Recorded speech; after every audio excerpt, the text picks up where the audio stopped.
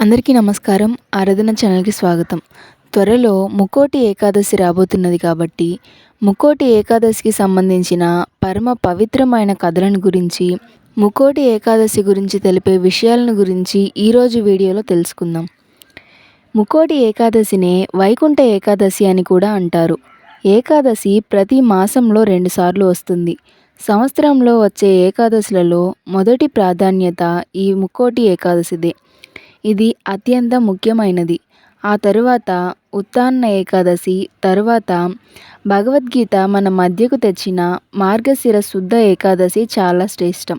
అన్ని ఏకాదశి తిథులను చంద్రమానం ఆధారంగా జరుపుకుంటే, ఈ ముక్కోటి ఏకాదశి సూర్యమానం ప్రకారం జరుపుకుంటాం.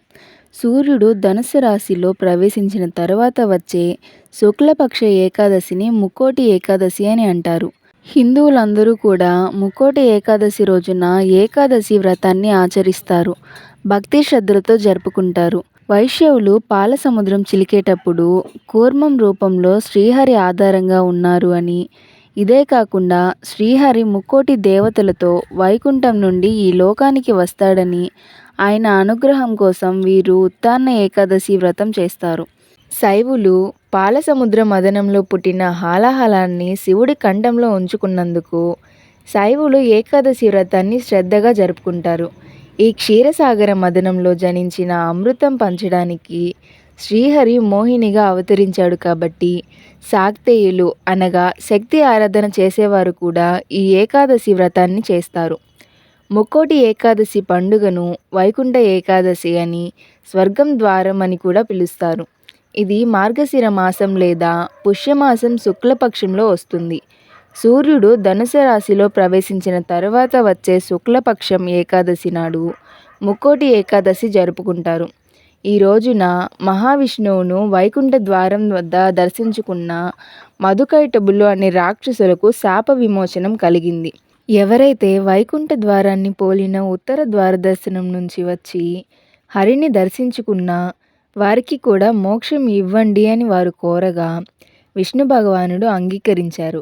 అందుకే ఈరోజు ఉత్తర ద్వార దర్శనానికి అంత ప్రాధాన్యత. మనకు పైనున్న దిక్కు ఉత్తరం.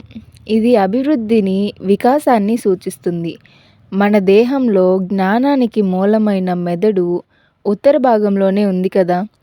ఆ జ్ఞానం సంపూర్ణంగా వికసించి సిద్ధస్థితికి చేరుకుంటే ఊర్ధ్వ భాగంలో ఉన్న సహస్రకార చక్రం వికసిస్తుంది.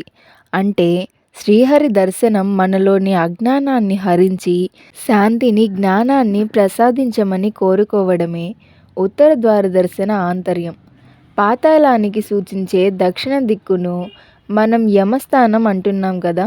ఈరోజు వైకుంఠం నుంచి 3 కోట్ల దేవతలతో కలిసి గరుడిపై విష్ణువు భూలోకానికి దిగివచ్చి భక్తులకు దర్శనమిస్తాడు కనుక దీనికి ముక్కోటి ఏకాదశి అని పేరు వచ్చిందని కూడా చెప్తారు.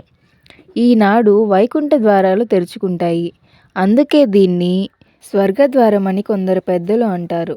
కృతయుగంలో పూర్వం మురా అనే రాక్షసుడు చంద్రావతి నగరాన్ని రాజధానిగా చేసుకొని పరిపాలించిన కాలంలో దేవతలు అతని చేతిలో చాలా ఇబ్బందులు పడుతున్నారు.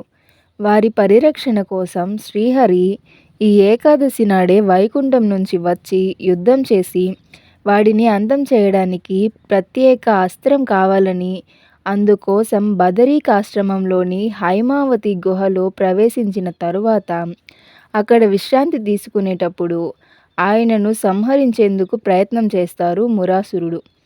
అప్పుడు శ్రీహరి శరీరం నుండి ఉద్భవించిన ఒక శక్తి తన కంటి చూపుతో మురను కాల్చేసింది. అప్పుడు ఆ శక్తికి ఏకాదశి అని పేరు పెట్టి ఏదైనా వరం కోరుకోమన్నాడు విష్ణువు. ఏకాదశి నాడు ఉపవాసం ఉన్నవారి పాపాలు పోతాయి అని వరం ఇవ్వమని కోరిందట ఆమె. ఈరోజు బియ్యంతో చేసిన ఏ ఆహారం తినకూడదు అని ఏకాదశి కోరింది. ధాన్యంతో చేసిన ఏ ఆహారం తినకూడదు అంటారు. శక్తి కలిగిన వారు ఈ రోజున జలం కూడా తీసుకోకుండా ఉంటారు. దశమి నాటి రాత్రి కూడా భోజనం చేయరాదు. ఫలహారం మాత్రం తీసుకోవాలి. ఫలహారం అంటే ఫలాలు తీసుకొని ఉండాలి అని శాస్త్రం అర్థం. కానీ నేడు ఫలహారం పేరుతో ఉపాహారం కొందరు తీసుకుంటున్నారు. ఇంకొందరు ఉప్పు, నూనె లేకుండా ఉప్మా రవ్వను ఉడికించి తింటారు. ఏకాదశి రోజు ధాన్యం స్వీకరించరాదు. ఉడికించిన ఆహారం తినకూడదు. ఏకాదశి రాత్రి జాగారం చేయాలి. స్వామి కథలు వినడం, చదవడం లేదా చూడడం వల్ల మంచి ఫలితం ఉంటుంది. వైకుంఠ ఏకాదశి రోజు విష్ణువును దర్శించిన వారికి పునర్జన్మ ఉండదని శాస్త్ర ప్రవచనం. మహాప్రళయకాలంలో విష్ణువు నాభి కమలం నుండి బ్రహ్మదేవుడు ఆవిర్భావం అయిన తరువాత ఆయన బ్రహ్మకు అన్ని శాస్త్రాలు చెప్పారు. కానీ జ్యోతిష్య శాస్త్రం బ్రహ్మకు అర్థం కాలేదు అని గ్రహించి మరలా బోధించమని బ్రహ్మదేవుడు కోరారు. దాంతో ప్రణవ స్వరూపంలో ఉన్న విమానంలో ఆదిశేషుని మీద పడుకొని రంగనాథుని రూపంలో తన భార్యలు అనుచరులతో దర్శనమిచ్చి జ్యోతిష్య శాస్త్రం బోధించిన తరువాత ఆయన తిరిగి వెళ్ళబోతుంటే బ్రహ్మ విష్ణువుతో, తండ్రి మీరు ఇలాగే ఇక్కడే ఉంటే మానవాళికి మేలు కలుగుతుంది అని కోరగా అంగీకరించారాయన. చిరకాల అనంతరం ఈ విష్ణు విగ్రహాలు కలిగిన విమానం ఇక్ష్వాకునకు ఆయన నుండి పరంపరలో శ్రీరామునికి వచ్చింది. రాముడు అవతారం చాలించే ముందు విభీషణుడికి ఆ విమానం ఇచ్చి, దీన్ని లంకకి తీసుకొని వెళ్ళు, అక్కడ నిత్యం పూజ చేయమని, కానీ దారిలో దీనిని కింద పెట్టవద్దని చెప్పారు. ఇలా ఆ విమానాన్ని విభీషణుడు తీసుకొని వెళ్తున్నప్పుడు శ్రీరంగం ఉన్న ప్రాంతం వద్దకు వెళ్ళేసరికి సంధ్యావందనం సమయమైంది. అప్పుడు ఆయనకు బ్రాహ్మణ బాలుడిగా ఉన్న వినాయకుడు కనిపించాడు. అతని దగ్గరికి వెళ్ళి, కాసేపు ఈ విగ్రహాలు ఉన్న ఈ విమానం పట్టుకో, నేను సంధ్యావందనం చేసుకుని వస్తాను అని చెప్పాడు విభీషణుడు. నేను ఒక గడియ కాలం పట్టుకొని ఉంటాను, ఆ తరువాత ఒక్క నిమిషం కూడా ఆగను అన్నాడు ఆ బాలుడు. విభీషణుడు కావేరీ నదిలో స్నానం చేసి సంధ్యావందనం చేసుకొని పరిగెత్తుకుంటూ వచ్చాడు. అప్పటికే గడియ కాలం అయిపోవడంతో బాల వినాయకుడు ఆ విమానం కింద పెట్టి పరుగున అక్కడకు దగ్గరలో కొండపై ఉన్న వినాయకుడి గుడిలో దాగినాడు. విభీషణుడు ఎంత ప్రయత్నించినా అది భూమి మీద నుంచి రాలేదు. కోపంగా ఆ బాలుడి కోసం కొండపైకి ఎక్కి ఆ గుడిలోకి వెళ్ళాడు.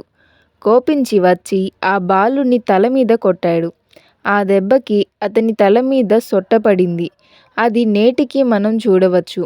ఈ వినాయకుడి దేవాలయాన్ని ఉచ్చి పిల్లయార్ కోవిల్ అని ఇప్పుడు పిలుస్తున్నారు. విభీషణుడు ఎంత ప్రార్థన చేసినా స్వామి తాను ఇక్కడే ఉంటాను, నీవు సంవత్సరంలో ఒకసారి వచ్చి నన్ను ఆరాధించు అని చెప్పారు.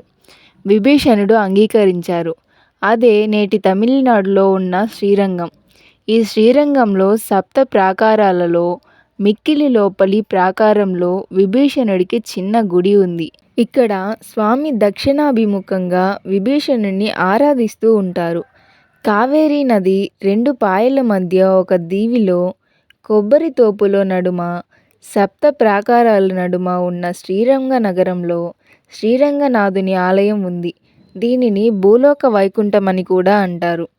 ఏకాదశులు అన్నింటికీ ఉపవాసం చేయలేకపోయినా ముక్కోటి ఏకాదశి రోజు, ఉత్తాన ఏకాదశి రోజున చేసిన ఫలితం కలుగుతుంది అని పురాణ కథనం.